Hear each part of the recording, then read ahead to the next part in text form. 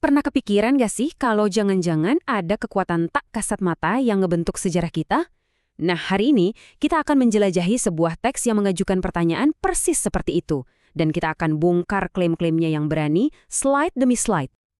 Oke, jadi begini alurnya. Pertama-tama kita bakal lihat soal tangan tersembunyi di balik layar. Terus, siapa aja sih pemain global yang katanya terlibat?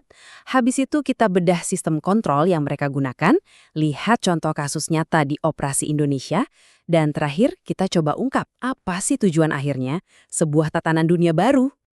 Nah, ini dia pertanyaan besarnya. Pertanyaan yang jadi inti dari materi yang kita bedah hari ini. Sebuah ide yang, jujur aja, menantang semua yang mungkin pernah kita pelajari soal cara dunia ini bekerja. Jadi, sumber ini tuh ngasih ide yang cukup radikal. Katanya, perang, krisis ekonomi, semua pergeseran politik besar itu bukan kebetulan. Sebaliknya, semua itu seolah-olah bagian dari sebuah skenario yang udah ditulis sama tangan tersembunyi ini. Oke, kalau memang ada tangan tersembunyi, terus siapa dong yang ngendaliin? Nah, naskah ini coba mengidentifikasi beberapa kelompok kunci yang katanya nih jadi bagian dari struktur kekuasaan rahasia ini. Menurut sumber ini, para pemainnya itu bisa dibagi jadi dua kubu besar. Di satu sisi, ada dinasti keuangan dari barat yang kuat. Di sisi lain, ada perkumpulan rahasia dari timur yang katanya punya pengaruh dan sejarah yang sangat panjang. Yang menarik ya, menurut sumber ini, kaum elit barat itu ternyata nggak satu suara. Ada faksi-faksi yang saling bersaing. Contohnya nih, ada faksi yang dibilang mendorong perang melawan teror buat ngontrol minyak, sementara faksi lain malah mainin isu pemanasan global biar bisa jualan teknologi nuklir. Beda agenda, beda kepentingan. Nah, kalau kita geser ke belahan dunia lain, klaim dari sumber ini juga nggak kalah mengejutkan. Misalnya, soal dugaan adanya hubungan rahasia yang udah berabad-abad antara kelompok kriminal Yakuza dengan keluarga kekaisaran Jepang itu sendiri. Jadi, pertanyaannya sekarang, gimana caranya semua kontrol global ini bisa terus berjalan? Nah, naskah ini fokus banget ke satu hal, manipulasi sistem keuangan dunia. Untuk ngejelasin cara kerjanya, sumber ini ngasih kita diagram ini. Ini katanya rencana awal dari tahun 1928. Idenya sih, lembaga-lembaga global kayak Bank Dunia dan PBB itu kerja bareng di bawah satu pengendali keuangan pusat yang mereka sebut M1. Tapi menurut sumber ini, rencana ideal tadi dibajak. Nah, diagram kedua ini nunjukin gimana sistemnya diubah jadi semacam jebakan. Bank-bank besar dituduh sengaja ngasih utang segunung ke rezim-rezim yang nggak stabil, biar negara-negara itu kejebak dalam lingkaran utang yang nggak mungkin bisa dilunasi.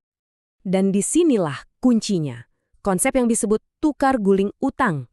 Jadi, waktu sebuah negara nggak sanggup bayar utang, mereka nggak dibiarin bangkrut gitu aja. Malah, mereka dipaksa buat nyerahin aset mereka yang paling berharga, bisa tambang, hutan, atau ladang minyak, ke perusahaan-perusahaan multinasional.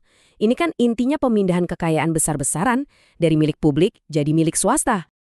Oke, biar teori-teori yang abstrak ini jadi lebih kebayang, sumber ini ngasih kita satu studi kasus yang detail banget. Penggulingan Presiden Indonesia Soekarno pada tahun 1965.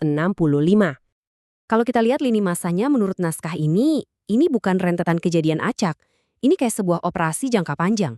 Dimulai dari tahun 50-an dengan pendanaan buat militer dan ekonom, terus makin panas waktu Soekarno mulai nasionalisasi aset-aset asing, dan puncaknya ya di kudeta tahun 65 setelah beliau secara terang-terangan nolak bantuan Amerika. Kekerasan yang terjadi setelah kudeta itu digambarin dengan sangat gamblang di sumber ini, termasuk ada kutipan yang jujur aja bikin merinding yang dikaitkan dengan seorang kolonel militer. Ini nunjukin gimana konflik sipil, menurut klaim sumber ini, direkayasa untuk mencapai tujuan politik tertentu. Terus hasilnya apa? Nah, menurut sumber ini, hasilnya adalah transfer kekayaan dalam skala yang luar biasa besar. Gak lama setelah rezim baru berkuasa, sumber daya alam Indonesia, termasuk salah satu tambang emas terbesar di dunia, langsung dibuka lebar-lebar untuk korporasi asing. Semua ini akhirnya ngebawa kita ke pertanyaan pamungkas, buat apa ini semua?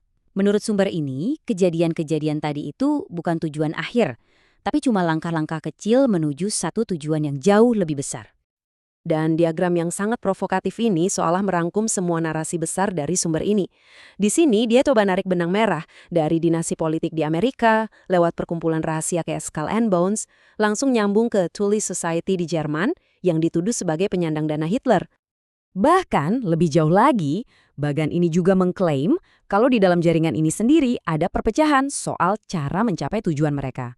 Ada kubu garis keras yang brutal, yang katanya sih maunya lewat perang dan kelaparan. Di sisi lain ada kubu garis lunak, yang lebih halus, yang lebih memilih kontrol melalui pendidikan dan konsensus. Oke, kita baru aja ngebongkar sebuah narasi yang padat banget dan sangat kontroversial. Pertanyaan terakhir yang ditinggalkan sumber ini buat kita sebenarnya bukan soal apakah ini benar atau salah, tapi lebih ke versi sejarah alternatif seperti ini tuh ngajak kita mikirin ulang apa sih tentang pertanyaan kita yang paling mendasar. Siapa sih yang sebenarnya pegang kendali dan kenapa?